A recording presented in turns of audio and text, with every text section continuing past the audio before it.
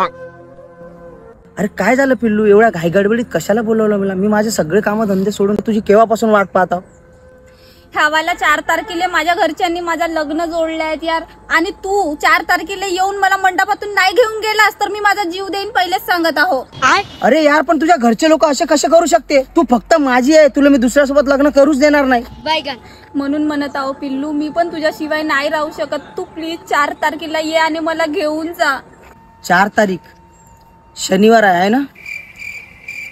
दिवसाचं जर लग्न असेल तर ठीक आहे, मी येतो. पण जर नाईटचं लग्न असेल तर नाही जमत, कारण माझ्या बाबाची नाईट ड्युटी चालू आहे आणि बाबा गाडी घेऊन जाते. गाडी आपल्या घरी एकच आहे.